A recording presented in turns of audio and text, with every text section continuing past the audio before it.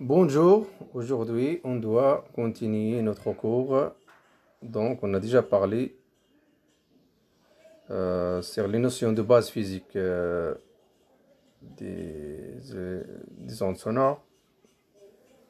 Puis on a parlé de la production des ultrasons ainsi que de la nature des vaisseaux ultrasonores. Maintenant on doit traiter les interactions rayonnement-matière. Ça veut dire rayonnement, ça veut dire les ultrasons et la matière.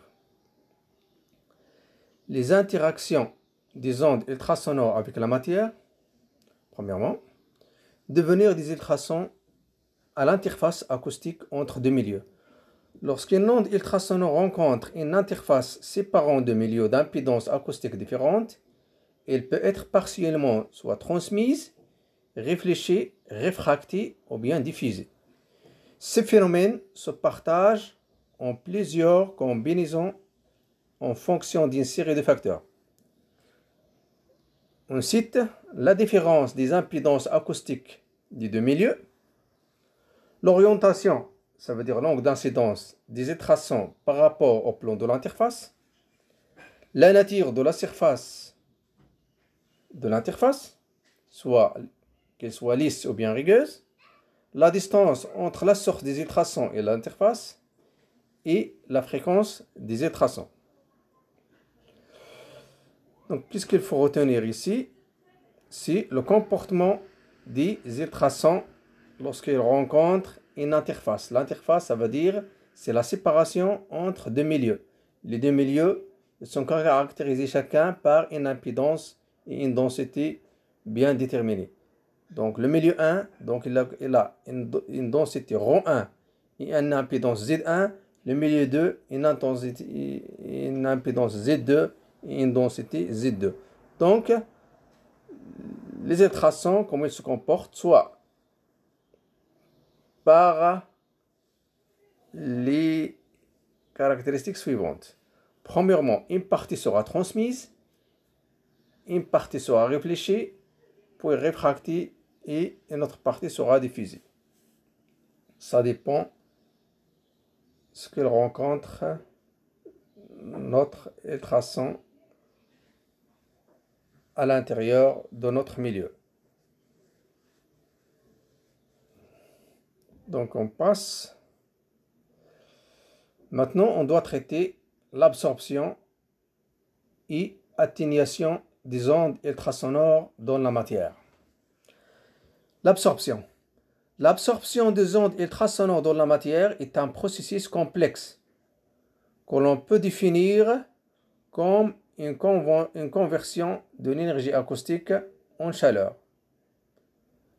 Le processus de dégradation de l'énergie ultrasonore, le mieux connu est celui des frottements visqueux des couches de fluide traversées par l'onde, capable de dégager de la chaleur. Donc, qu'est-ce qu'il veut dire ici? L'absorption des ultrasons, il est dit à la transformation de l'énergie acoustique en chaleur. C'est une dégradation de cette énergie en chaleur. Par quel processus? Par les frottements visqueux des couches fluides. Car lorsqu'on a un fluide donné, ou bien un milieu, par exemple liquidien, qui est traversé par une onde ultrasonore, donc les différentes couches de ce fluide, lorsqu'elles sont mises en mouvement, ça veut dire sous pression de l'énergie acoustique, ou bien l'onde ultrasonore, ils se mettent en mouvement couche par rapport à l'autre, donc il y a une perte d'énergie par frottement visqueux des couches de fluide. Et donc il y a transformation de cette énergie en chaleur. Maintenant, on doit passer à un autre concept, c'est l'atténuation. L'atténuation est la réduction progressive de l'énergie ultrasonore en fonction de la distance parcourue dans la matière. Ce qui correspond à la diminution d'amplitude des échos, en particulier ce qui provient des structures les plus profondes dans les tissus vivants. Donc, il existe deux mécanismes responsables de l'atténuation. L'énergie est réduite par une réorientation des ondes par réflexion, réfraction et diffusion. Et l'énergie est réduite par absorption, conversion en chaleur. Donc en échographie, on mesure effectivement la réduction d'amplitude ou bien d'intensité de l'onde ultrasonore comme conséquence de l'atténuation. Donc l'intensité de l'onde est donnée par la formule suivante.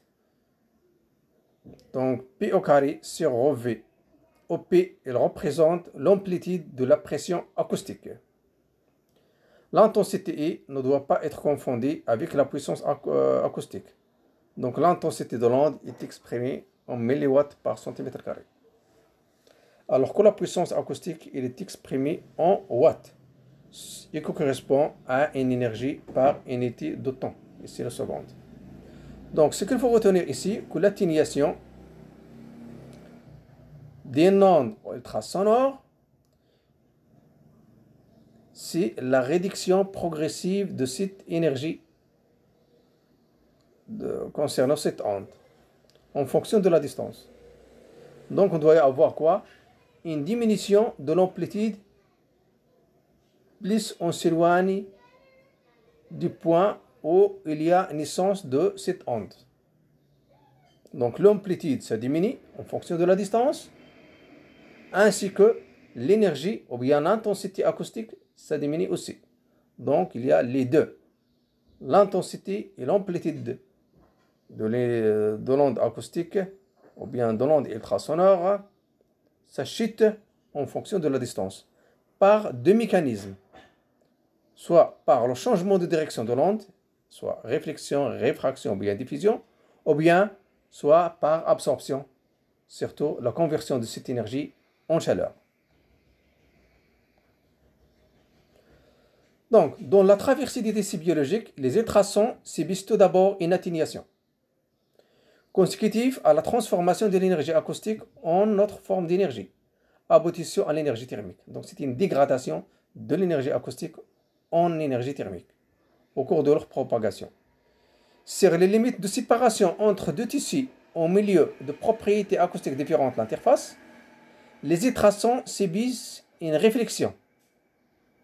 Donc, lorsqu'il y a, ou bien lorsque l'onde acoustique ou bien ultrasonore rencontre une interface séparant deux milieux donnés, donc l'énergie ou bien l'onde ultrasonore elle s'atténue par la réflexion. Par contre, sur les cibles réfléchissantes de très petites dimensions, elles subissent ce qu'on appelle une diffusion. Elles peuvent aussi subir en fonction des conditions d'incidence sur les interfaces réfraction ou bien diffraction. Donc ce qu'il faut retenir ici, que l'onde ultrasonore, lorsqu'il rencontre une interface qui sépare deux milieux, donc le mécanisme le plus important de la dégradation de l'énergie, c'est la réflexion. Par contre, lorsqu'il rencontre une petite structure de l'ordre de la longueur d'onde de l'onde ultrasonore, donc le mécanisme le plus important de la dégradation de l'énergie, c'est la diffusion. C'est pour cela l'atténuation, elle dépend de soit l'absorption, réflexion ou bien diffusion dans ce cas. L'échographie est principalement fondée sur la réflexion en ce qui concerne la délimitation des organes. Donc l'image échographique, pour le construire, il faut s'intéresser à la partie réfléchie du rayonnement ultrasonore. C'est la diffusion par contre qui est à l'origine du signal Doppler, mais aussi de l'image échographique du parenchyme.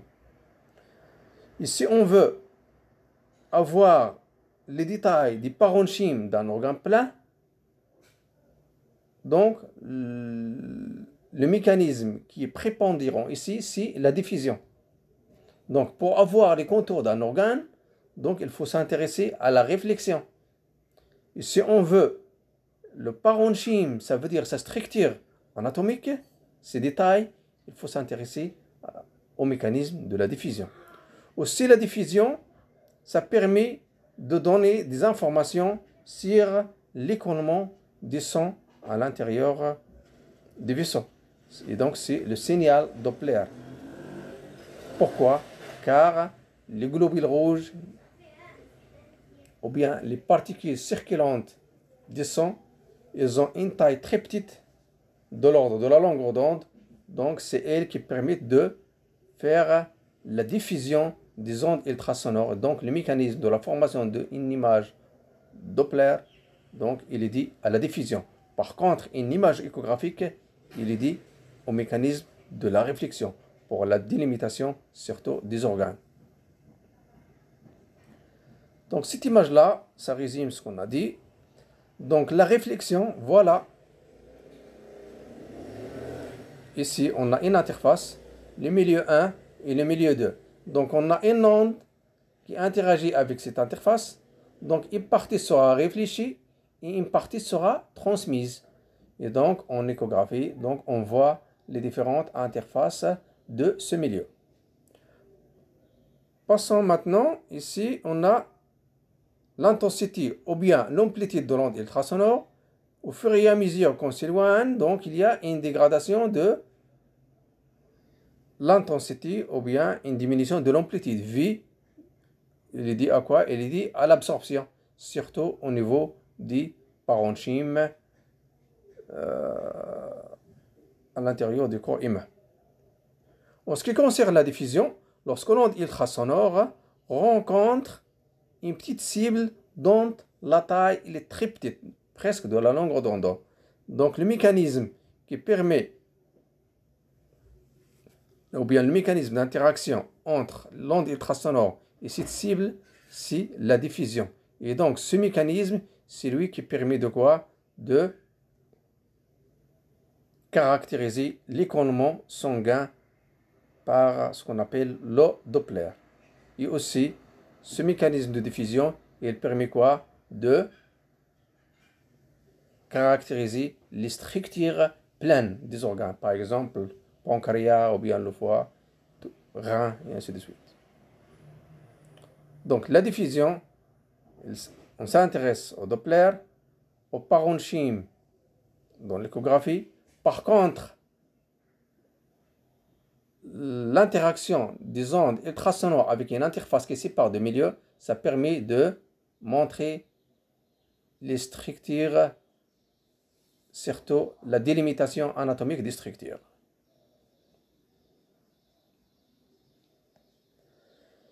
Ici, ce diapo montre un schéma qui montre l'atténuation de l'énergie acoustique en fonction de la distance. Voilà ici la distance, ici l'intensité acoustique. Donc on voit qu'il diminue en fonction de la distance. Donc l'amplitude d'oscillation des ondes sonores décroît avec la distance. L'atténuation de l'onde répond à la loi exponentielle ci-dessus. Donc Ix à une position x est égal à I0, c'est l'intensité initiale à la position initiale fois exponentielle moins mu x. Avec mu, c'est le coefficient linéaire d'atténuation de la substance traversée en mètre moins 1. Par contre, I0 est l'intensité initiale en watts par mètre carré. Ix, l'intensité à la distance x. Donc, l'intensité des ultrasons diminue de façon globalement proportionnelle à la distance parcourue, selon une exponentielle décroissante. Cette atténuation est due à l'absorption d'une partie de l'énergie acoustique par le tissu, résultant en sa transformation progressive en chaleur. L'atténuation est d'autant plus importante que la fréquence ultrasonore est élevée. Donc, cette atténuation, elle dépend de l'absorption des ondes ultrasonores en la matière, ainsi que elle doit dépendre aussi de la fréquence. Plus la fréquence de l'onde ultrasonore est élevée, plus on a une atténuation sera très importante.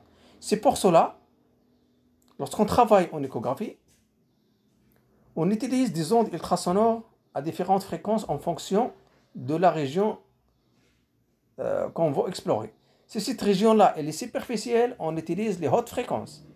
Si elle est profonde, on utilise les basses fréquences, par exemple l'abdomen.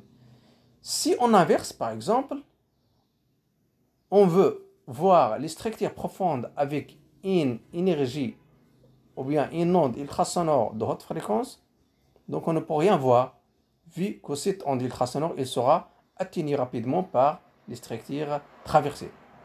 Et donc, l'atténuation, elle dépend aussi de la structure traversée, surtout son épaisseur. Il dépend aussi de quoi? Il dépend de la fréquence de l'onde ultrasonore. Donc, l'atténuation de l'énergie acoustique, d'après ce diapo, on a une sonde qui permet d'envoyer des ondes ultrasonores dans un milieu donné. On doit mesurer les échos en mode A. On voit que l'intensité, ça diminue en fonction de la distance. Donc, dans un milieu homogène, l'intensité acoustique décroît de façon exponentielle avec la distance. Et donc, cette décroissance, il est lié à quoi? Il est lié à la nature du milieu. Si on change le milieu, donc on change la courbe de décroissance. Vu quoi? Vu que le coefficient d'atténuation, ça diffère d'un milieu à un autre. Par exemple, le coefficient d'atténuation alpha, pour le sang, il est 0,2 de 0,1. La graisse 0,5, le foie 1, muscle 1,5, l'os 10, le poumon il est 20. Donc le plus atténué, c'est le poumon, puisqu'il contient de l'air. Donc l'atténuation, elle dépend aussi de ce qu'on appelle la structure traversée. En plus de ce qu'on a déjà dit dans la diapo précédente, il dépend aussi de la fréquence. Donc on a la fréquence de l'onde ultrasonore, la nature de la structure traversée et en fonction aussi de la distance. Donc le coefficient d'atténuation ultrasonore est très différent selon les tissus. Et cette atténuation est d'autant plus grande que la fréquence ultrasonore est élevée. Plus on augmente la fréquence, plus l'atténuation sera très élevée. On peut ainsi exprimer en décibels par centimètre et par mégahertz cette atténuation. Donc le coefficient alpha d'atténuation, donc son unité c'est en décibels par centimètre et par mégahertz. Donc par exemple, une onde ultrasonore à 3 MHz pour une profondeur d'exploration de l'ordre de 20 cm de tissu, donc 40 cm d'aller-retour. Pourquoi 40 cm d'aller-retour? Ça veut dire lorsqu'on émet une onde ultrasonore ici, on le met à un 20 cm. Après réflexion, on doit parcourir aussi 20 cm. Donc 20 cm aller et 20 cm retour. Et on a ici la réception. Car le point d'émission, c'est le point de la réception.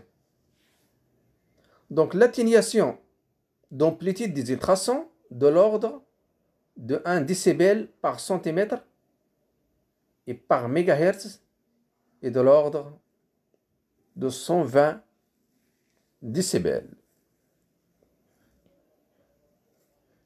Donc l'appareil d'échographie doit donc être capable d'amplifier au moins 1 million de fois les échos provenant d'une telle profondeur pour les rendre détectables.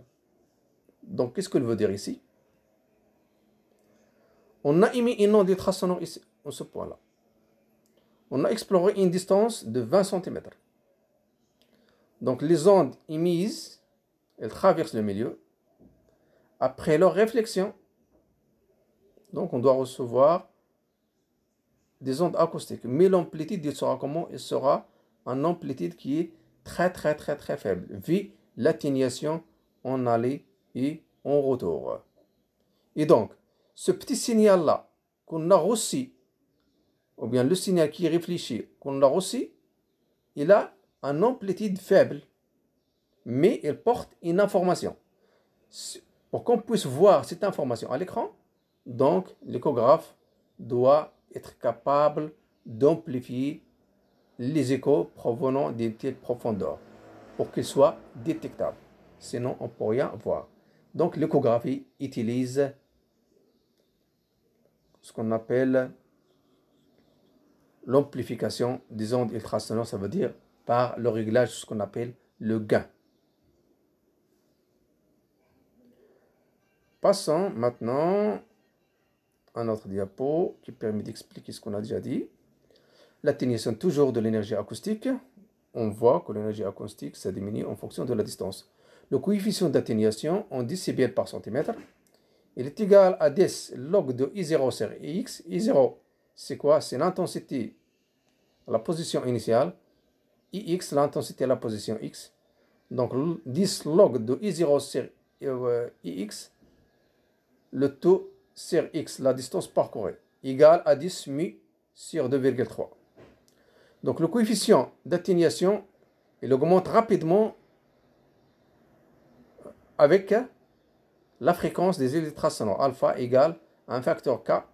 F, c'est la fréquence, fois bêta, un autre facteur. Donc le coefficient d'atténuation ultrasonore, dit ici, augmente rapidement avec la fréquence ultrasonore, F. Il s'exprime en décibels par centimètre et par mégahertz. Donc il dépend de la distance, il dépend de la fréquence. Les ultrasons de fréquence élevée sont ainsi atténués beaucoup plus rapidement et ne peuvent donc être utilisés que pour l'exploration des structures superficielles. Donc c'est un concept très important en échographie, surtout pour le choix des sondes en échographie pour explorer une structure donnée, donc soit superficielle, moyenne ou bien profonde. Donc il faut introduire la notion de la fréquence. Et la fréquence, il joue un rôle très important en l'atténuation des ondes ultrasonores. Voilà, ici, on doit comparer l'atténuation des ondes ultrasonores d'intensité en fonction de la distance, mais en changeant les fréquences des différentes ondes. Donc l'atténuation est d'autant plus grande que la fréquence ultrasonore est élevée. L'atténuation des ondes ultrasonores est d'autant plus forte que la fréquence ultrasonore est élevée, comme vous voyez ici. Ici, on a une fréquence de 1 MHz. Voilà la courbe qui matérialise l'atténuation. En bleu, c'est pour le 2 MHz. Par contre, le rouge, c'est le 4 MHz. Prenons par exemple à une position de 10 cm. Et on trace une ligne verticale. Et on compare l'intensité pour ces trois ondes. On voit que l'intensité à la distance de 10 cm, elle est très faible par rapport à celle de 2 MHz et à celle de 1 MHz. Plus on augmente la fréquence, plus l'intensité diminue. Donc, il faudra recourir à des fréquences basses pour l'exploration des organes ou bien les tissus profonds. Donc, pratiquement en échographie, on réserve les hautes fréquences pour les tissus superficiels, les basses fréquences pour les tissus profonds.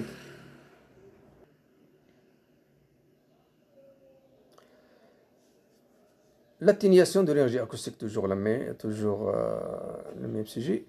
La profondeur d'exploration possible est donc d'autant plus faible que la fréquence d'émission est élevée. Ici, ce graphe, il montre quoi? Il montre la profondeur d'exploration en centimètres en fonction de la fréquence des ondes ultrasonores utilisées. Plus on augmente la fréquence, plus la profondeur explorée sera faible. Prenons par exemple une fréquence de 10 MHz. On ne peut explorer que presque entre 6 à 12 cm. Ça veut dire 6, 7, 8. Par contre, lorsque la fréquence est faible, on peut explorer les structures de 30 cm de profondeur. Donc la profondeur explorable est donc d'autant plus faible que la fréquence ultrasonore est élevée.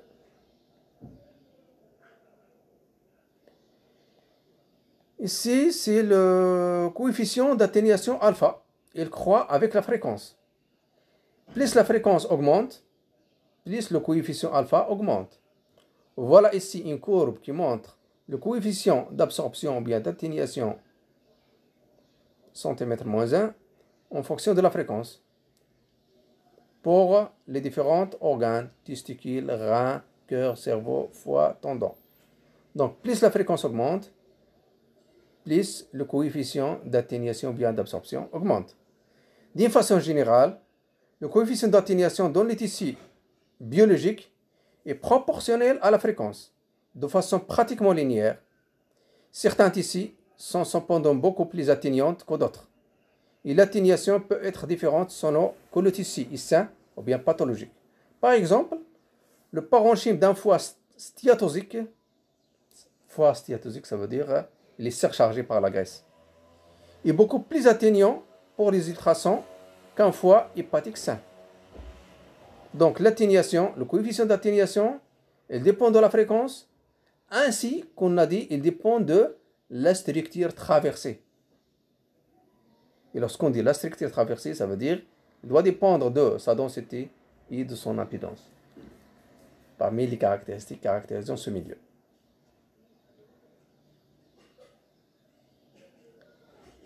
Ici, une formule qui permet de calculer le coefficient d'atténuation lorsqu'on traverse des milieux jointifs, milieu 1, milieu 2, 3 et 4. Et chaque milieu est caractérisé par son coefficient d'absorption. Le milieu 1, son coefficient d'absorption ou bien d'atténuation sur alpha 1, le milieu 2, alpha 2, le milieu 3, alpha 3, le milieu 4, alpha 4. Et chaque milieu, il est caractérisé aussi par une épaisseur D1, D2, D3 et D4. Donc, si on a une onde ultrasonore entre le milieu 1, il doit sortir, ou bien il doit traverser tous ces milieux-là. Donc, qu'est-ce qu'on doit y avoir?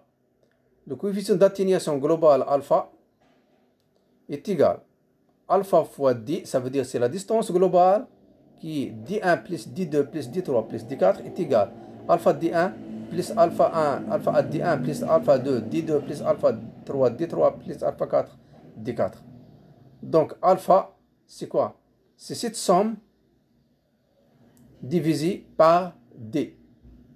Donc défi de la notion logarithmique, le coefficient d'atténuation des tissus traversés successivement par l'onde ultrasonore s'additionne tout simplement. Lorsque plusieurs milieux de coefficients d'atténuation différents sont traversés successivement par l'onde ultrasonore, le coefficient d'atténuation global alpha est la somme du coefficient des différents tissus pondérés.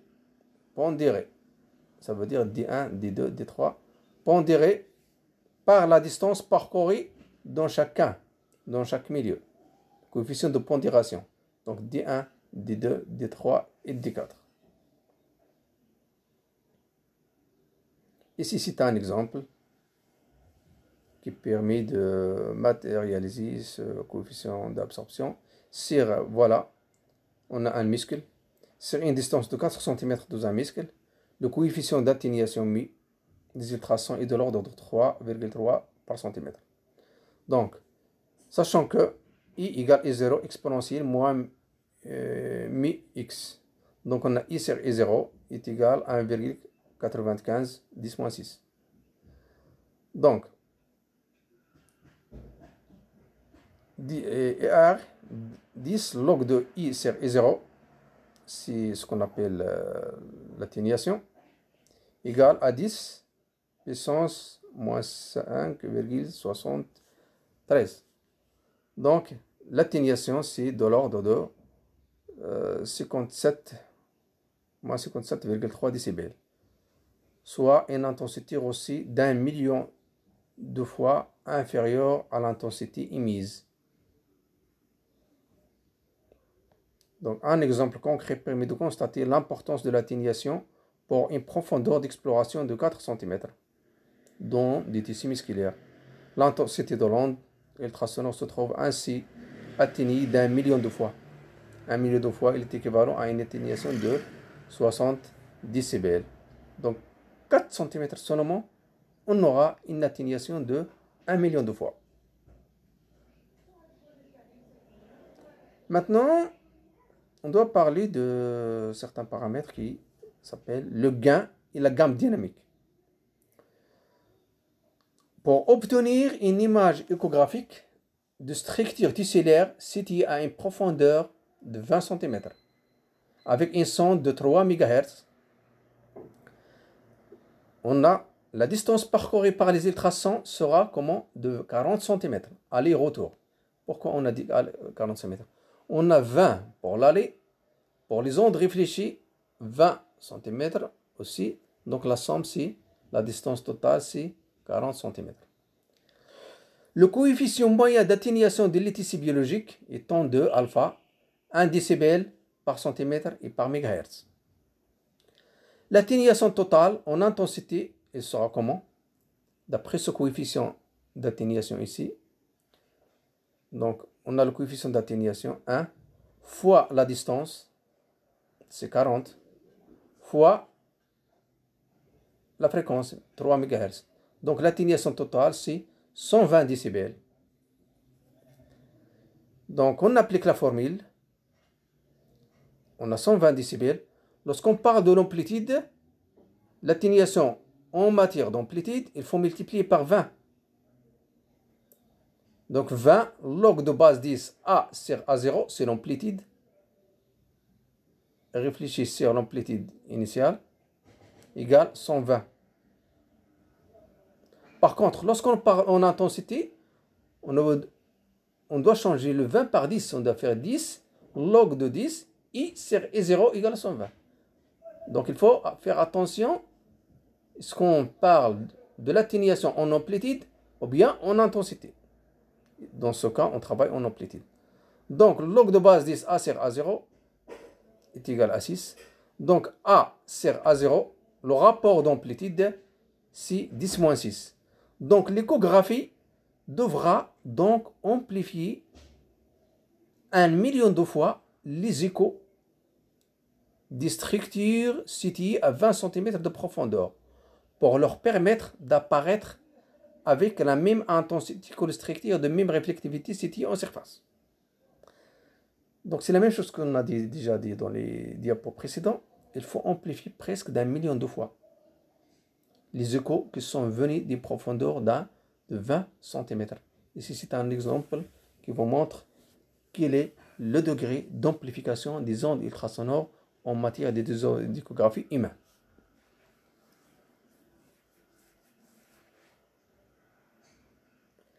Cette atténuation doit naturellement être compensée par une amplification des signaux aussi. Donc, la notion d'amplification, c'est une notion très importante en échographie. Et pratiquement, qu'est-ce qu'on fait? On règle ce qu'on appelle le gain pour faire une amplification de ces signaux. Donc, pour une profondeur d'exploration de 20 cm, avec une sonde échographique de 3 MHz, en considérant un coefficient d'atténuation moyen de 1 décibel par centimètre et par mégahertz, l'amplitude se trouve atténuée 1 million de fois et le signal devra donc être amplifié dans la même proportion. Ici, on doit parler de l'absorption. L'absorption des ultrasons dans la matière, c'est une source d'échauffement. Il y a deux mécanismes pour l'absorption. Il y a ce qu'on appelle la relaxation mécanique, surtout il est lié à la viscosité des milieux et à la fréquence, et la relaxation chimique, donc aux fréquences basses, par déplacement de l'équilibre des réactions selon la loi d'action de masse, ainsi que par ce qu'on appelle la cavitation et les micro-écoulements. Ça veut dire la cavitation, ça veut dire lorsqu'une onde ultrasonore ou bien une onde de pression, il interagit avec la matière. Il permet de quoi? De faire naissance à des microbilles. Et ces microbilles-là, c'est ce qu'on appelle la cavitation. En ce qui concerne les micro-écoulements, ces microbilles qui naissent de la cavitation, ou bien qui font le résultat des phénomènes de la cavitation, ces microbilles, lorsqu'ils s'explosent on dit le mot technique, l'implosion du bile, il donne l'implosion du bile à l'intérieur d'un milieu liquidien, il donne l'écoulement de cet écoulement. Et vu que cet écoulement il est microscopique, on dit si micro-écoulement.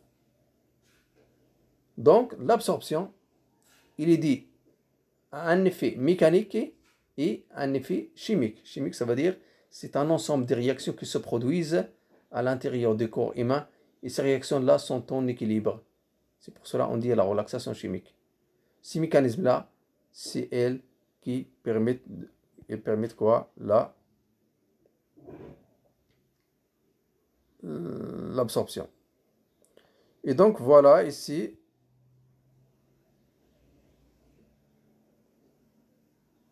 la formule qui permet de montrer la variation de la température en fonction du temps. Ça veut dire en degrés C par seconde est égal à 0,05 fois le coefficient d'atténuation fois l'intensité. Donc l'unité c'est quoi? Décibels par centimètre fois watt par centimètre carré. Donc cette atténuation est la conséquence de plusieurs phénomènes. La viscosité des milieux, responsable des transformations d'énergie mécanique en énergie thermique, mais aussi des phénomènes chimiques pouvant faciliter certaines réactions. C'est ainsi que l'exposition aux ultrasons facilite ce qu'on appelle la fibrinolyse, ainsi qu'aux puissances acoustiques élevées des phénomènes de cavitation, ça veut dire la naissance des microbules à l'intérieur du milieu. Quel que soit le phénomène intermédiaire aboutissant de cette atténuation, est une transformation de l'énergie acoustique en chaleur. Donc le résultat final, ou bien le résumé final, l'absorption, il est dit à la transformation de l'énergie acoustique en chaleur. Et lorsqu'on dit chaleur, donc il y a augmentation de la température de ce milieu. Donc jusqu'à maintenant, on a parlé de deux concepts, c'est l'absorption et l'atténuation.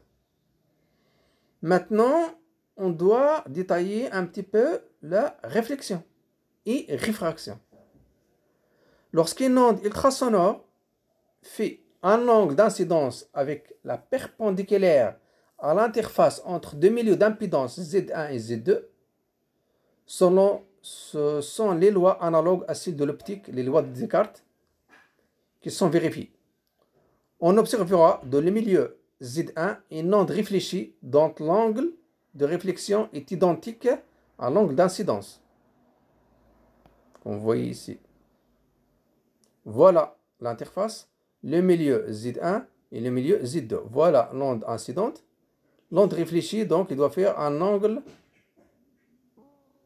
qui est égal à l'angle d'incidence, comme les lois de Descartes. L'onde réfractée, c'est elle qui traverse l'interface et se propage dans le deuxième milieu d'impédance Z2. Donc l'angle de réfraction que fait l'angle réfracté avec la verticale dépend de l'impédance Z2, c'est-à-dire de la célérité V2. Si V2 est supérieur à V1, alors l'angle de réfraction est supérieur à l'angle d'incidence. Et réciproquement, si V2 est inférieur à V1, si V2 est très supérieur à V1, l'angle de réfraction peut atteindre 90 degrés. Et toute l'énergie est perdue. Dans ce cas, la visualisation échographique de certaines structures est impossible. Dans certains cas, l'interface entre deux structures est courbe et l'on observe soit une focalisation convergente de deux faisceaux, soit divergence. Donc tout ça est résumé dans le schéma suivant. On a le milieu Z1 et le milieu Z2, donc entre les deux milieux, il y a une interface. Donc on a trois schémas, schéma 1, 2 et le 3. Donc, en fonction de la vitesse de propagation entre le milieu 1 et le milieu 2, on doit faire une comparaison entre l'onde réfractée. Comment ça se fait? Si la célérité C1 est inférieure à la célérité C2, voilà comment ça se fait la réfraction. Si C1 il est très supérieur à C2, donc l'onde réfractée s'approche de la ligne verticale. Si C1 il est très inférieur à C2, donc l'angle de réfraction, donc il rase ou bien il se propage le long de l'interface. Et donc, ce type d'interaction d'onde avec la matière, il est moins bon pour l'échographie car l'onde n'arrive pas à explorer les structures profondes. Car c'est l'onde réfractive, c'est elle qui permet de laisser les ondes ultrasonores aller investiguer les autres structures qui sont en profondeur. Donc, si la CRTC1 est très inférieure à la CRTC2, donc on ne peut pas explorer en profondeur. Voilà, donc tout ça, c'est l'exemple de réfraction en fonction d'impédance et donc des CRT. Ici, des exemples de convergence si Z1 est supérieur à Z2 et de divergence Z1 est inférieur à Z2, c'est ici, des ondes réfractées dans le cas d'une interface courbe. L'interface courbe, c'est comme celle-là. C'est une interface qui n'est pas linéaire comme ce qu'on a ici. Donc ici, on a une courbure. Dans le cas d'une interface courbe représentée ici par le cercle Z2. Donc voilà l'onde qui est incidente. Lorsqu'ils interagissent, donc on a quoi ici? Voilà. En blanc, on a une divergence des ondes réfractées. Ça veut dire lorsque Z1 est inférieur à Z2. Par contre, l'onde incidence après réfraction, on a quoi? On a une convergence. Ça veut dire tout le rayonnement réfractif se converge vers un point bien déterminé. Par contre, ici, elle diverge. Donc, il n'arrive pas au même point. Et tout ça, il dépend de quoi? Il dépend de la différence d'impédance. Ça veut dire la comparaison entre l'impédance ou le milieu siège de l'onde incidente et Z2 ou le milieu siège de la réfraction. Voilà. Maintenant, on doit traiter toujours la réflexion. Ici, ce qu'on appelle la réflexion normale. Ça veut dire la réflexion normale. Voilà le rayonnement incident, le grand flèche. Il arrive à l'interface entre le milieu de Z1 et Z2 d'une manière perpendiculaire. Une partie sera réfléchie en rouge et une partie sera transmise. Donc, la partie qui est réfléchie, donc la réflexion, fonction de la seule différence de Z entre les deux milieux. Donc, le pourcentage de l'énergie réfléchie est dépend seulement du Z1 et Z2. Donc, ER sur II égale Z21 moins Z2 au carré sur Z1 plus Z2 au carré. Donc, la réflexion des ultrasons se produit sur toutes les surfaces virtuelles créées par la juxtaposition de deux milieux ou tissus d'impédance acoustique différentes. Voilà, le milieu 1 et le milieu 2. L'interface acoustique. L'interface acoustique, c'est ici. Hein. C'est elle qui sépare le milieu 1 et le milieu 2. C'est une interface qui est virtuelle. Khayalia. La réflectivité d'une interface est proportionnelle à la différence d'impédance acoustique de part et d'autre. Donc, la réflexion ER par rapport à II incidente, elle dépend de Z1 moins Z2. Plus cette différence est marquée, ça veut dire plus Z1 moins Z2, elle est très importante, plus la proportion d'énergie acoustique réfléchie est élevée.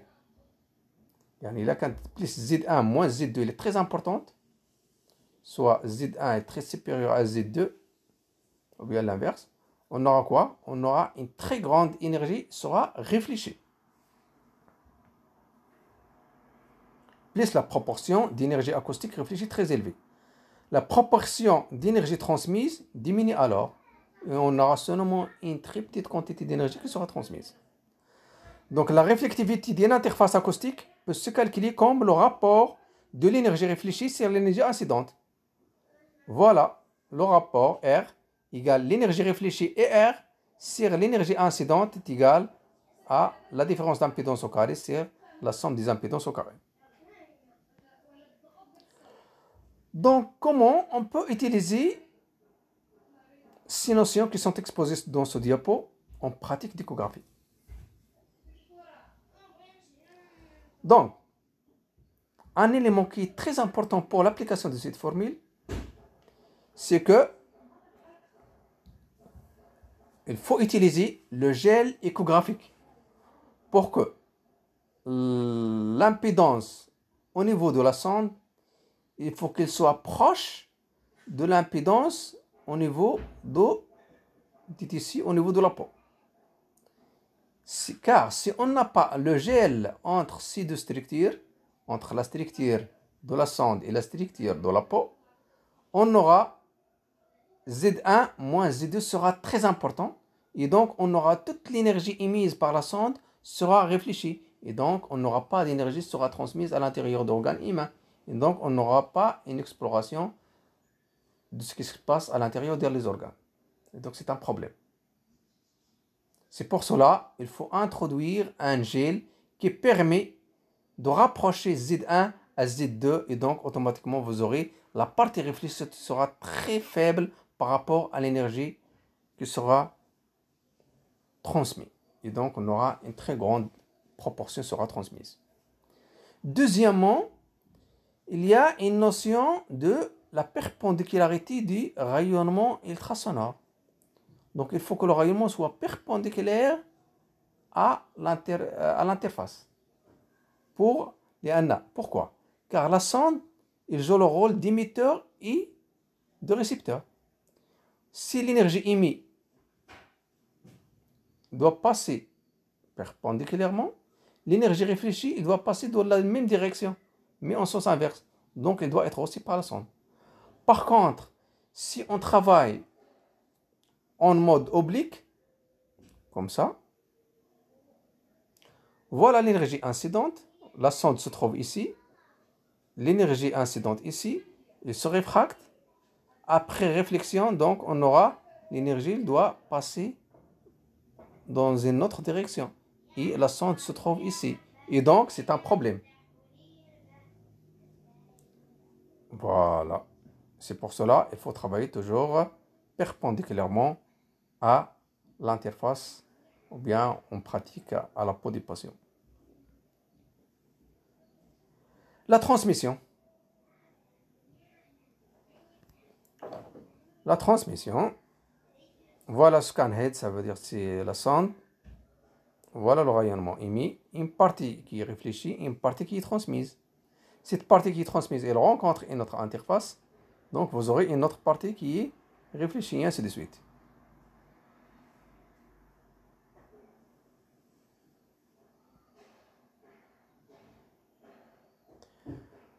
Donc le coefficient de transmission, c'est 1 moins celui de l'absorption. Ou bien celui de la réflexion. Pardon, celui de la réflexion. Est égal à 4Z1 fois Z2 sur Z2 moins plus Z1 au carré. Mais toujours, attention, il faut faire attention. Il faut travailler en mode perpendiculaire à l'interface. On ne travaille pas en mode oblique. Donc, le coefficient de transmission, c'est 4Z1, Z2 sur Z2 plus Z1 au carré. Celui de la réflexion, c'est Z1 moins Z2 au carré, c'est Z1 plus Z2 au carré. À condition, il faut aborder l'interface d'une manière perpendiculaire, amodienne.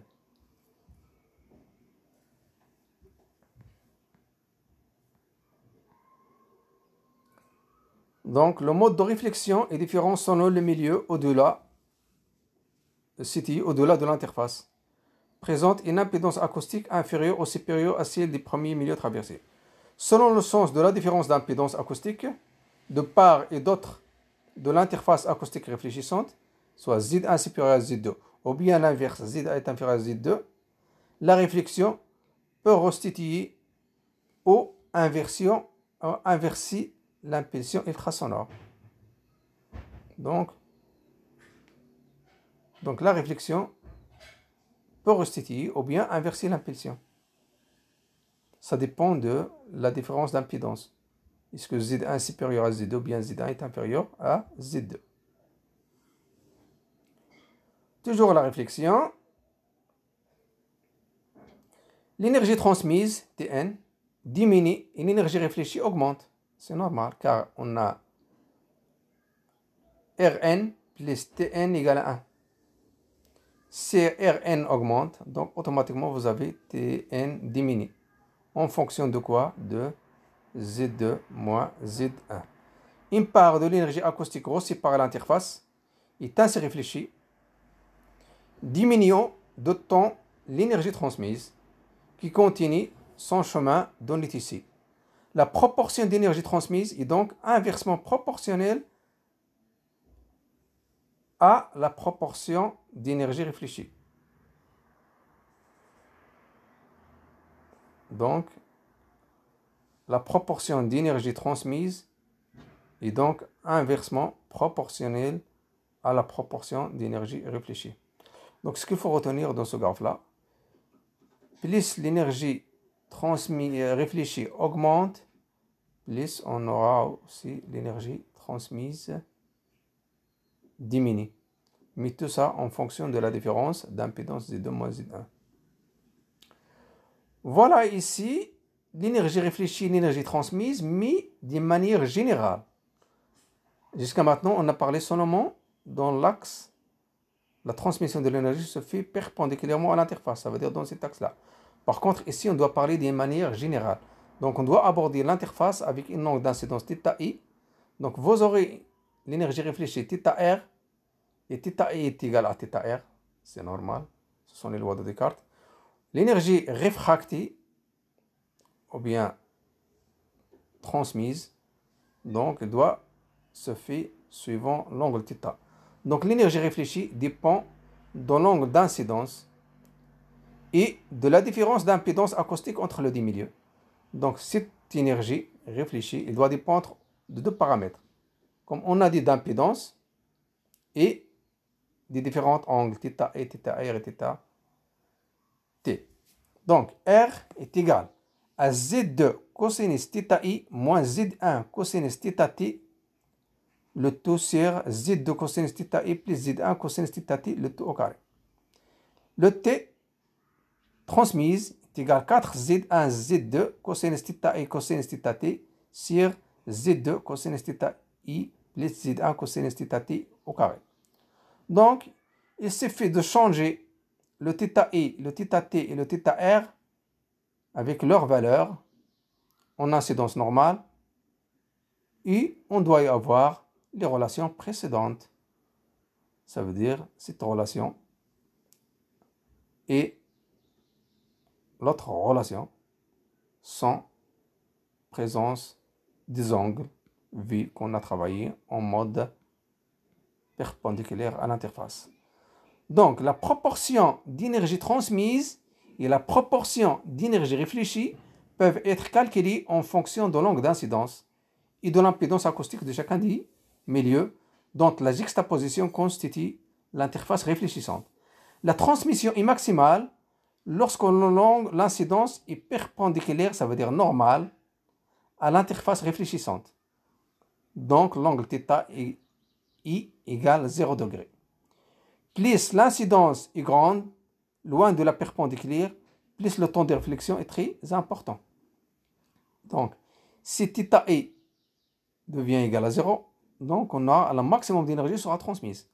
Par contre, si θi il est importante, plus on aura l'énergie qui sera la proportion d'énergie réfléchie sera très importante. Et donc, on aura la partie transmise sera faible. Et donc, on ne peut pas explorer les profondeurs en échographie. Donc, c'est un problème. C'est pour cela qu'il faut travailler toujours en mode normal. Ça veut dire le θ est égal à 0, ça veut dire dans cette direction-là. Voilà, toujours c'est la même chose. C'est un résumé. En pratique d'échographique, le phénomène de réfraction est généralement négligeable à alpha t égale à alpha i, car la différence de célérité d'un tissu à l'autre sont faibles et les incidences utilisées sont toujours normales. Donc en échographie, donc, le θ est presque égal à 0. θt il est toujours normal, ça veut dire il n'y a pas de réfraction. L'énergie des faisceaux incidents ne se répartit pas entre les faisceaux réfléchis transmis de façon quelconque. Soit I et R étaient les intensités des faisceaux incidents réfléchis et transmis. Soit P et PR étaient les amplitudes de la pression acoustique des faisceaux incidents réfléchis et transmis.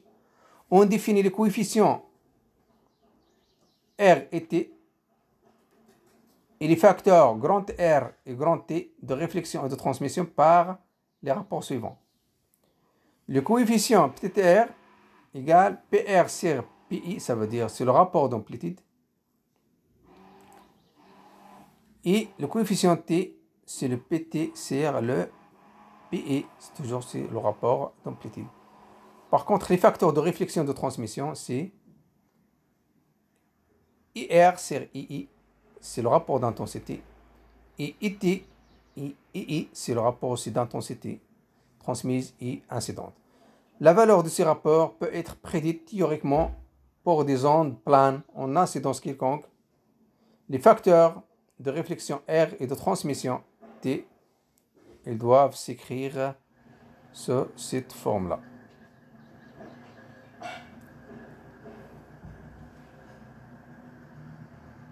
Donc vous aurez le rapport des amplitudes, soit I et R, les intensités des faisceaux incidents réfléchis et transmis, et P et R, les amplitudes de pression. Donc en ce qui concerne le rapport des amplitudes, on les appelle les coefficients R et T. Par contre, les facteurs de réflexion et de transmission, ils sont faits par le rapport des intensités. Lorsque l'énergie réfléchie pour une interface acoustique dépend fortement de l'angle d'incidence des faisceaux. Il est maximum pour l'incidence normale et décroît très rapidement dès que le faisceau devient oblique. En conséquence, ne seront visualisés sur les échographies que les éléments de surface pour lesquels l'opérateur a utilisé un angle d'incidence voisin de 0, ça veut dire perpendiculaire à l'interface. En incidence normale, voilà les relations qui expriment ces facteurs. Et toujours, on a une autre relation qui permet de relier ces facteurs, c'est R plus T égale à 1. On passe, on donne quelques exemples. Voilà quelques exemples qu'on peut donner en réflexion. Voilà, on aborde une interface d'une manière perpendiculaire. On aura une réflexion toujours dans le même axe et la transmission toujours dans le même axe. Les coefficients de réflexion entre deux milieux, le milieu 1 et le milieu 2. Le milieu 1 c'est le Tussimo, le milieu 2 le LR. Donc le Rn, celui de réflexion, est égal à 0,99. Donc on aura la très grande part de l'énergie, il est réfléchi, vu que le coefficient il s'approche de 100%. Pour le Tussimo et l'os, le coefficient de réflexion il est de l'ordre de 0,30. Par contre, le tissu rénal et la graisse périrénale, le coefficient de réflexion est de l'ordre de 0,01. Ça veut dire, quelle est la conclusion que vous allez tirer dans ces exemples-là? On voit que une partie de l'énergie sera réfléchie lorsqu'on travaille avec les interfaces d'un tissu avec l'air et d'un tissu avec l'os.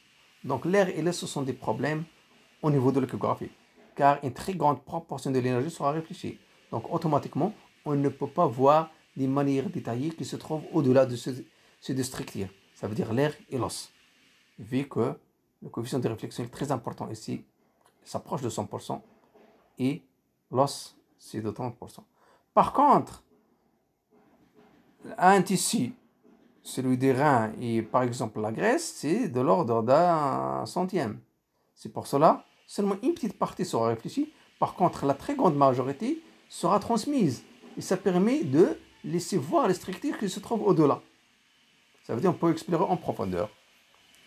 Donc, le taux au coefficient de réflexion dépend du carré de la différence d'impédance acoustique de part et d'autre de l'interface. Ce taux est très important sur les interfaces Tissimo-R ou Tissimo-os, de sorte que l'énergie acoustique transmise est alors insuffisante pour permettre l'exploration des structures anatomiques plus profondes. Car il faut tenir compte aussi de l'atténuation et des faits que la même interface avec le même taux de réflexion serait rencontrée au retour des échos. Les interfaces Tissimo-R ou Tissimo-os sont donc en pratique infranchissables. Donc ce sont des obstacles.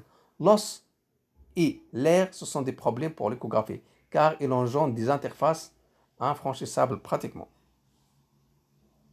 En revanche, les interfaces de faible taux de réflexion, comme par exemple l'interface rein-graisse périrénale, en dépit de leur taux de réflexion qui est faible, sont idéales pour l'échographie, car ils laissent assez d'énergie acoustique pour l'exploration des structures plus profondes. Cependant, cela exige de la part de l'échographe une large gamme dynamique et donc une très grande sensibilité aux faibles intensités ultrasonores. Ce qu'il faut retenir aussi ici, que l'os et l'air, ça permet d'engendrer des interfaces réfléchissantes de manière très importante. Et donc, ce sont des obstacles pour voir au-delà de ces interfaces. Voilà, ici c'est la même chose. La réflexion se produit sur les interfaces en proportion de la différence d'impédance acoustique de part et d'autre, donne naissance à un signal échographique si l'incidence est perpendiculaire. Oui. Donc, si l'incidence est perpendiculaire, automatiquement vous aurez un signal. Ici, il faut là-bas, perpendiculairement. Voilà ici le coefficient de réflexion. Tissimo R, 99% qui est réfléchi. Tissimo os, 30% qui est réfléchi.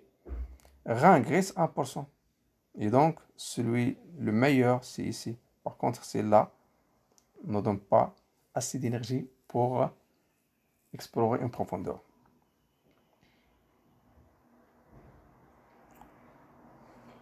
Le coefficient de réflexion des ultrasons peut être calculé dès lors que l'on connaît l'impédance acoustique des tissus situés de part et d'autre de l'interface.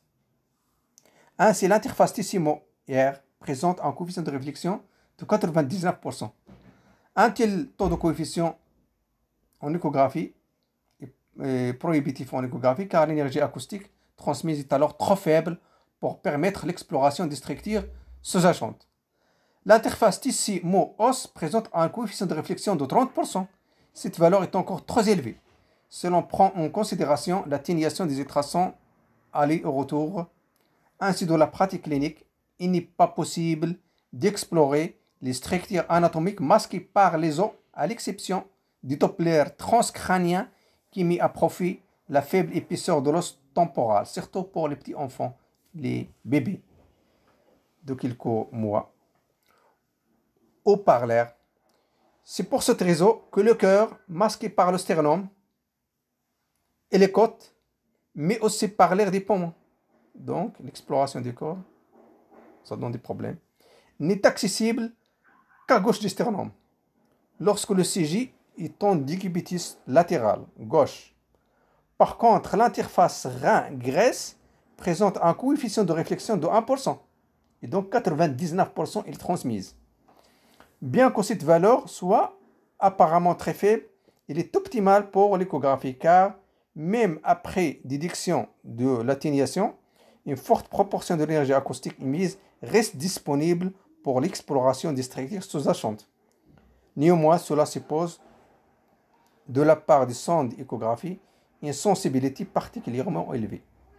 Et donc, même si on a une proportion importante d'énergie sera transmise, dans ce dernier cas, 99% sera transmise, Il faut que l'échographe puisse ou bien sera sensible aux énergies aux ultrasons de faible amplitude.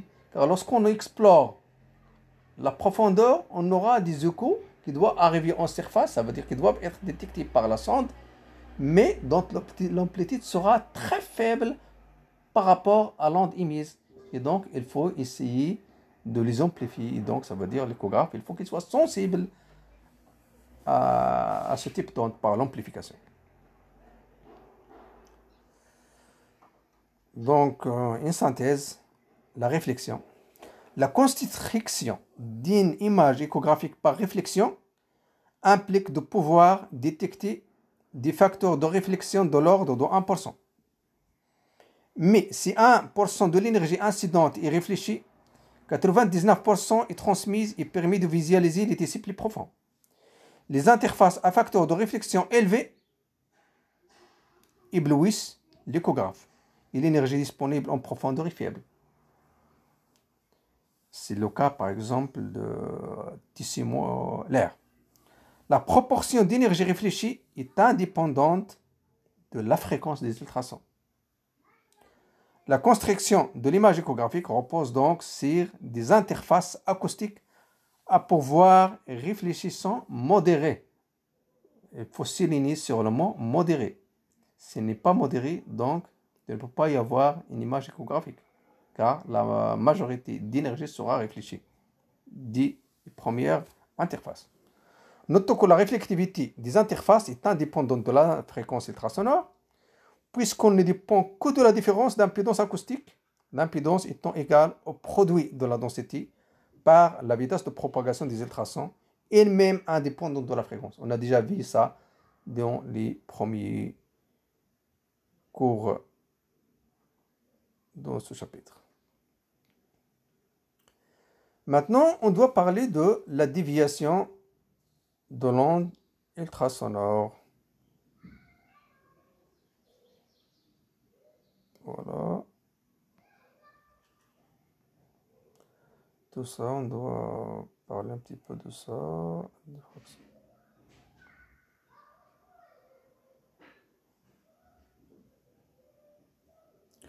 Jusqu'à maintenant, on a parlé seulement de la réflexion.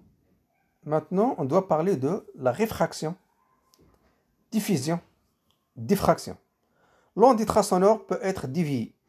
Lorsqu'on passe à travers l'interface, l'onde ultrasonore peut être déviée par réfraction, diffraction et diffusion. L'énergie acoustique peut se trouver dispersée ou déviée par plusieurs phénomènes. Ça veut dire changement de direction. La réfraction, lorsqu'une onde passe d'un milieu à un autre, si leur vitesse de propagation des ultrasons est différente et si l'incidence est oblique, c'est ce phénomène qu'en optique est à l'origine de la décomposition de la lumière. Par exemple, un prisme dans le cadre de l'optique géométrique. Prenons par exemple la lumière blanche. On intercale ou bien on irradie par cette lumière blanche un prisme en vert. À la sortie de ce prisme-là, on voit les couleurs qui contient la lumière blanche émise. On a le bleu, le vert et ainsi de suite. C'est l'arc-en-ciel, Qaus Rosa. La diffusion, lorsque l'onde rencontre des cibles réfléchissantes de petites dimensions, ce que rend visibles les nuages formés par des micro-gouttelettes d'eau qui ne seraient pas visibles autrement à l'œil nu. Ici, c'est un autre exemple de la diffusion. Lorsqu'il y a des petites gouttelettes, par exemple, dans l'air, les petites gouttelettes d'eau, lorsque la lumière frappe ces petites gouttelettes-là, on a un mode d'interaction entre la lumière et les petites gouttelettes d'eau par ce qu'on appelle la diffusion. C'est pour cela qu'on voit un brouillard ou bien même les nuages. La diffraction, lorsque l'onde heurte un obstacle qui disperse l'énergie et crée ce qu'on appelle les interférences. Les interférences, ça veut dire, comme vous l'avez déjà vu, je pense, en bac, التداخلات الموجات. الموجة, ça veut dire les interférences des ondes.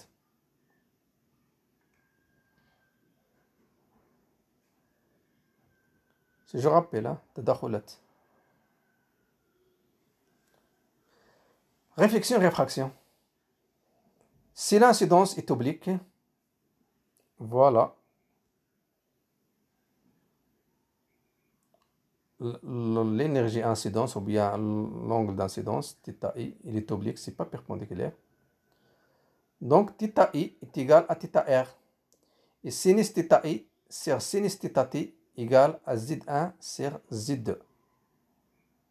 Donc si l'incidence est oblique, les ultrasons réfléchis ne reviennent pas vers la sonde émettrice.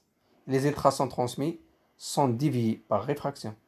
Voilà, si on a la sonde ici, voilà l'onde d'incidence, l'onde réfléchie, il va ailleurs. Donc il n'arrive pas à atteindre la sonde. C'est pour cela qu'on a dit qu'en échographie, il faut travailler en manière perpendiculaire. Et l'onde réfléchie, et l'onde réfractée, ou bien l'onde transmise, il sera comment? Il sera dévié d'un angle θi, ce qu'on appelle la réfraction. Donc la réfraction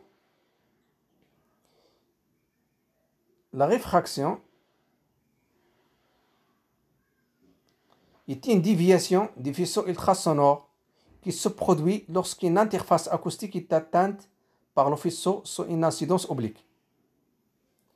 C'est la réfraction qui est à l'origine de la décomposition de la lumière par un prisme. Voilà. La lumière blanche, un prisme, on décompose la lumière. Donc on aura toutes ces couleurs-là à l'aide de comment? Par le phénomène de la réfraction. En échographie, la réfraction peut être à l'origine de la distorsion de l'image, ce qui peut représenter un écueil notamment lors de tentatives de ponction sous guidage échographique. C'est la raison pour laquelle il est très important pour un tel guidage de conserver sur l'image échographique la visualisation de l'extrémité de l'aiguille ou du dispositif de ponction, en même temps que l'image de la cible, de façon à corriger à vie toute erreur de trajectoire. Donc, lorsqu'on veut faire par exemple une biopsie à l'aide d'une aiguille, une biopsie sur échographie, parfois il y a un risque de repérer la tête de l'aiguille ou bien l'extrémité distale de l'aiguille. Ce qu'on voit sur l'image, c'est pas un point, il ne représente pas exactement où se trouve l'aiguille vu le phénomène de réfraction. C'est pour cela qu'il faut faire attention lorsqu'on veut faire une ponction par une aiguille, car il y a le phénomène de réfraction. Il vous permet de vous donner des artefacts. Prenons un exemple simple dans votre maison. Prenons un verre qui est rempli d'eau et vous jetez un crayon, la moitié du crayon soit immergée dans ce verre d'eau. Qu'est-ce que vous voyez de l'extérieur? Vous voyez que ce crayon, il est cassé. Ça veut dire, vu qu'il y a quoi? La réfraction. La partie qui se trouve dans l'air, puis la partie qui se trouve dans l'eau ne sont pas rectilignes. Donc, ce qu'on voit, on dit que le crayon il est cassé. Mais c'est faux. Lorsqu'on tire le crayon, on voit qu'il n'est pas cassé, il est intact. Donc, c'est le phénomène de réfraction, ça donne des artefacts. Et en échographie, il faut faire attention, surtout lorsqu'on veut faire une image, lorsqu'on veut faire la ponction sous échographie. Ici, la réflexion et la réfraction d'une manière générale. Voilà, ça résume. Voilà la règle générale. L'angle d'incidence réfléchi transmis. Θ est égal à θr. Et sinus θi sur sinus θi, θt égale C1 sur C2. Ce sont des règles de l'optique géométrique. Donc, lors de la réflexion de l'onde ultrasonore, sur une interface, l'angle de réflexion est égal à l'angle d'incidence. θi est égal à θr. Par contre, l'onde transmise est déviée, comme les ondes lumineuses dans un prisme, d'autant plus fortement que la différence d'impédance acoustique de part et d'autre de l'interface est grande. Cette déviation, ou bien ce qu'on appelle la réfraction, est à l'origine d'artefacts courants en échographie. Donc jusqu'à maintenant, on a introduit deux artefacts pour l'image échographique. On a déjà parlé par l'artefact qui est causé par les lobes latéraux dans le cours précédent. Et aussi, on a introduit l'artefact qui doit être fait par la réfraction des ondes ultrasonores. Donc, l'angle de réfraction est fonction du rapport des vitesses de propagation des ultrasons dans les deux milieux en présence. Comme vous voyez ici, hein, sin θ S sur sin θ t égale C1 sur C2. L'angle de réfraction est fonction du rapport des vitesses de propagation des ultrasons dans les deux milieux en présence. Il est plus petit que l'angle d'incidence, donc plus proche de la perpendiculaire à l'interface. Si la célérité des ultrasons est plus petite dans le second milieu que dans le premier, et plus grande dans le cas contraire. La réfraction est donc une déviation des vaisseaux ultrasonores qui se produit lorsque une interface est atteinte par le faisceau sonore sous une incidence oblique. C'est la réfraction qui est à l'origine de la décomposition de la lumière par un prisme. En échographie, la réfraction peut être à l'origine de la distorsion d'image. Ça veut dire une déformation de l'image. Ce que peut représenter un écueil, notamment lors des tentatives de ponction sous guidage échographique. C'est la raison pour laquelle il est très important pour un tel guidage de conserver sur l'image échographique la visualisation de l'extrémité de l'aiguille ou des dispositifs de ponction en même temps que l'image de la cible, de façon à corriger toute erreur de trajectoire. Voilà, on a parlé jusqu'à maintenant de la réfraction, et quelle est son importance, et quels sont ses problèmes. Maintenant, on doit parler de ce qu'on appelle la diffusion, et quelle est son importance pour l'image échographique. La diffusion est un phénomène bien connu en optique. C'est en effet la diffusion qui rend visibles les gouttelettes microscopiques d'eau qui constituent la vapeur et les nuages, alors que ces gouttelettes sont de dimensions si petites qu'elles seraient totalement invisibles à l'œil. Donc il y a des gouttelettes dans l'espace, des gouttelettes d'eau, de la vapeur d'eau. On ne peut pas les voir de manière directe. Mais à l'aide de la diffusion ou bien de l'interaction de la lumière du soleil avec ces gouttelettes-là, on peut les voir par le phénomène de la diffusion. Donc la diffusion a pour effet de disperser l'énergie incidente de toutes les directions de l'espace. Donc l'énergie incidence ou bien l'interaction de rayonnement ultrasonore ou bien la lumière en général avec les gouttelettes, elle disperse de l'énergie dans toutes les directions de l'espace. Comme vous voyez ici, hein. Voilà le rayonnement qui vient, il rencontre un petit obstacle, donc il disperse l'énergie dans toutes les directions de l'espace. Si la taille de la cible est très inférieure à la longueur d'onde, l'énergie acoustique est dispersée de façon homogène, isotrope. Isotrope, ça veut dire égale intensité dans toutes les directions de l'espace. C'est la diffusion qui augmente avec la fréquence. Donc la diffusion, ça dépend de la fréquence. Voilà ici la diffusion de la lumière. Elle permet de nous montrer quoi? Les nuages. Ici, la diffusion en imagerie médicale. C'est elle qui permet de montrer les organes pleins et celle qui permet de caractériser l'écoulement des sons à l'intérieur des vaisseaux. C'est le Doppler. Donc, voilà. Il se produit lorsque les cibles réfléchissantes sont de très petites dimensions, donc proches ou inférieures de la longueur d'onde ultrasonore. Tel est le cas des globules rouges dont le diamètre moyen est de 7 micromètres, alors que la longueur d'onde des ultrasons se chiffre en millimètres. C'est par la diffusion qu'il est possible d'obtenir un signal des flux sanguins en Doppler. Donc en Doppler, les parties qui réfléchissent, ou bien les particules qui réfléchissent les ondes ultrasonores, ce sont les globules rouges, vu que leur taille est proche légèrement proche de la longueur d'onde des ultrasons. C'est pour cela l'image échographique, l'image en Doppler, il se base sur la diffusion des ultrasons. Ainsi aussi que l'image des organes plats. Ce sont les petites structures que contiennent les organes plats. C'est elle qui permet de montrer ce parenchyme. Par contre, la réflexion, qu'on a déjà dit, elle permet de montrer quoi? Les contours des structures, hein, les interfaces. Par contre, à l'intérieur, c'est le rôle de la diffusion. Voilà, la diffusion se produit lorsque le faisceau ultrasonore rencontre une interface dont les dimensions sont très petites devant la longueur d'onde, sphère élastique. La sphère se comporte comme une source secondaire et une fraction minimum de l'énergie est réémise dans toutes les directions, à la même fréquence qu'en d'incidence. Il s'agit de l'interaction prépondérante avec les éléments figurants dans le son. Voilà l'onde incidente. Voilà les strictes réfléchissantes. Donc, ils réfléchissent l'onde acoustique dans toutes les directions de l'espace.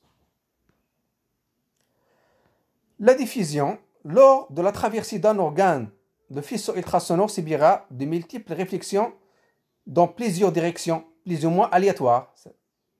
Ce phénomène s'appelle la diffusion. Les caractéristiques de la diffusion dépendent de la dimension des structures internes des tissus biologiques par rapport à la longueur d'onde, lambda, de l'onde ultrasonore. La direction des ondes ultrasonores, c'est comme ça. Ici, D, c'est le diamètre de la structure diffusante. Plus le diamètre est très inférieur à la longueur d'onde, on a quoi? On a la diffusion se fait vers l'arrière. Si la diffusion se fait en avant-arrière, avant et arrière, lorsque le diamètre est égal à lambda. Lorsque le diamètre est très grand par rapport à lambda, donc on a la diffusion, il est comment? Directionnelle mais en arrière. Donc la direction de la diffusion, ça dépend du diamètre de la structure diffusante de l'onde ultrasonore. Tout ça, c'est quoi? C'est un exemple de diagramme de diffusion en fonction de la dimension D des structures internes des organes devant la longueur d'onde lambda.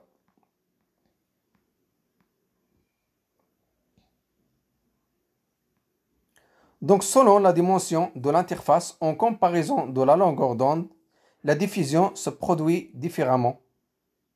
Majoritairement en direction de la source, rétrodiffusion, ça veut dire vers l'arrière.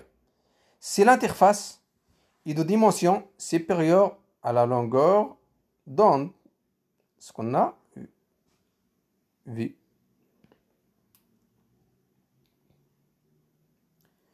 Donc, majoritairement en direction de la source, rétrodiffusion, c'est l'interface est de dimension supérieure à la longueur d'onde.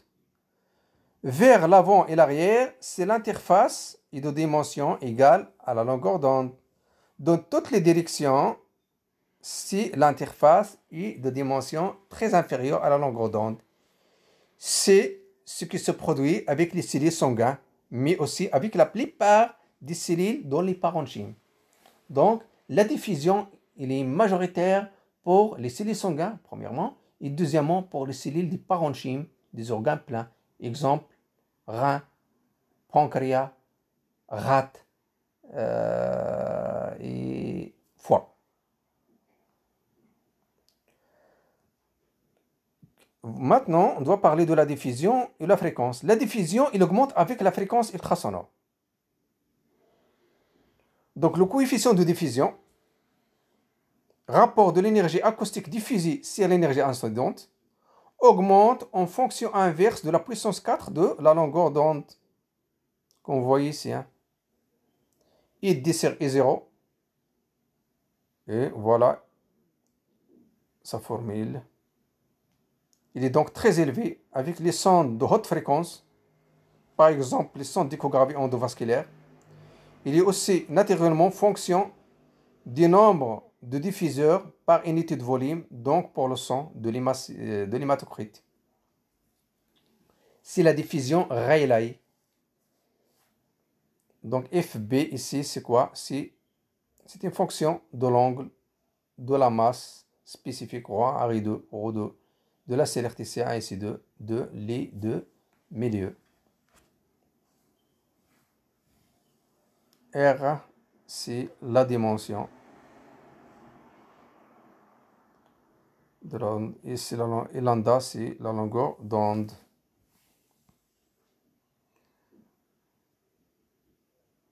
Donc la diffusion est à l'origine de l'image échographique du parenchyme, ce qu'on appelle les speckles, bruit d'interférence. L'intensité diffusée est en général plus faible que l'intensité réfléchie. Si on compare l'intensité diffusée par rapport à l'intensité réfléchie, on voit qu'elle est faible.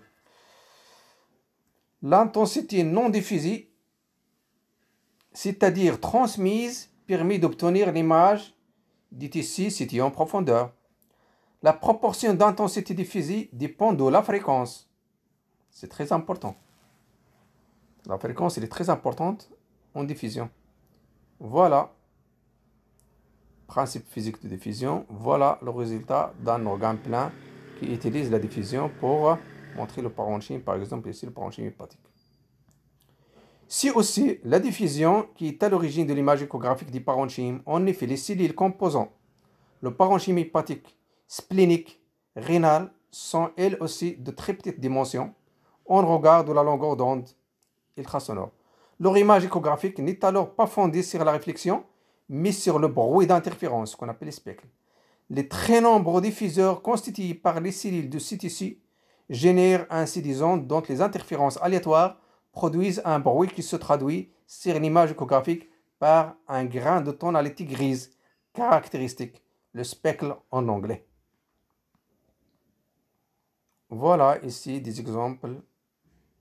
La diffusion par rapport à la réflexion. L'image échographique associe réflexion sur les interfaces spéculaires et diffusion donnant naissance à un bruit d'interférence speckle. Attention, hein, faire attention. Speckle, ce n'est pas spéculaire. Spéculaire, ça veut dire lorsqu'on aborde une interface avec un angle θi, il se réfléchit avec le même angle θr qui est égal à θi.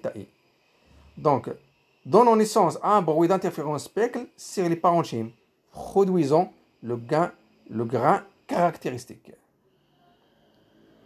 Voilà, exemple ici, ce sont les échos spéculaires, ça veut dire de réflexion. Voilà ici les échos de cette partie-là, elle est faite par les échos de diffusion, ce sont les speckles. L'interface, elle est faite par les échos spéculaires. Donc, sur une même image échographique, les limites des organes apparaissent généralement comme des échos proprement dites réflexions sur des interfaces, tandis que les parenchymes se présentent comme de fines granulations grises qui correspondent en fait au bruit d'interférence qu'on voit ici. Hein. Ce sont des petites granulations. Ce sont des échos de diffusion speckle.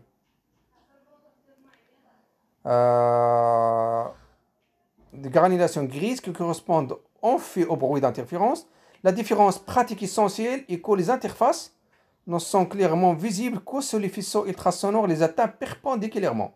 Pourquoi? Car la sonde il joue le rôle d'émission-réception. C'est pour cela que l'onde réfléchie doit avoir le même axe que l'onde incidence, sinon il doit passer ailleurs.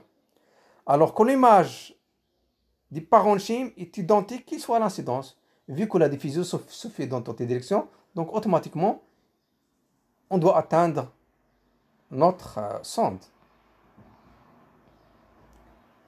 Voilà. La position de la sonde n'a peu d'influence sur le rayonnement ultrasonore diffusé. Dans les cas où les dimensions districtières sont très inférieures ou égales à la longueur d'onde, car le diffusé est relativement pluridirectionnel, ça veut dire dans toutes les directions. Par contre, si les structures internes rencontrées sont de grandes dimensions devant la longueur d'onde, ils entraîneront un rayonnement diffusé très directionnel qui surchargera l'écho. Par conséquent, pour observer la structure échographique interne d'un organe, il n'y a pas de précaution particulière à prendre avec l'orientation de la sonde.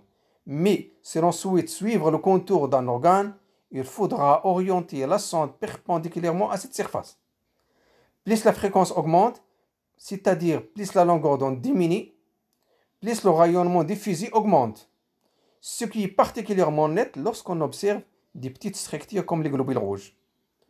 Cependant, comme chaque organe possède sa propre architecture interne, le rayonnement diffusé est caractéristique de cette structure, ce qui permet la différenciation de deux organes adjacents. Donc chaque organe présente sa structure. C'est pour cela qu'on peut les distinguer, vu que le diffusé ne sera pas le même. Donc, en résumé, si on veut voir les contours des structures, donc on s'intéresse au rayonnement réfléchi par les interfaces. C'est la réflexion. Si on veut voir les structures ou bien la partie interne des organes pleins, donc on s'intéresse au mode de la diffusion. Donc c'est pour voir seulement les interfaces, donc il faut que la sonde soit perpendiculaire à la structure. Si on s'intéresse seulement à ce qui se trouve à l'intérieur de la structure, et je ne m'intéresse pas au contour, donc je peux faire ça sans prendre les précautions de la perpendicularité avec l'interface. Ça veut dire que je peux même incliner la sonde sans aucun problème. Maintenant, il reste ce dernier diapo, c'est la diffraction. La diffraction représente en fait une manifestation de la diffusion. Il se produit lorsque l'onde ultrasonore rencontre un obstacle dont les granularités se comportent comme autant de diffuseurs dispersant l'onde, créant des interférences entre les multiples ondes ainsi générées. Ça veut dire vers l'avant. En échographie, la diffraction se produit en particulier lorsque le faisceau d'ultrasons atteint tangentiellement un obstacle, par exemple la paroi latérale d'un vaisseau ou d'un kyste. La dispersion des ultrasons en arrière de cet obstacle a pour conséquence de réduire l'énergie acoustique disponible, ce qui se traduit par des ondes d'ombre ou bien des cônes d'ombre. Donc c'est un autre problème qui permet de donner des artefacts. Donc la diffraction, ça participe aussi à l'artefact. Prenons par exemple une structure, liquidienne. On a les ondes ultrasonores, il arrive vers cette structure qui est arrondie. Donc voilà, lorsqu'il arrive tangentiellement, le rayonnement qui arrive tangentiellement, ça veut dire il rase cette structure liquidienne. Donc il permet de donner ce qu'on appelle des ondes sombres. Donc on n'arrive pas à voir ce qui se trouve ailleurs, donc c'est un problème. Prenons par exemple une source. Voilà, une interface, voilà un rayonnement qui vient ici. On perce ici une petite fenêtre. Voilà, on voit quoi?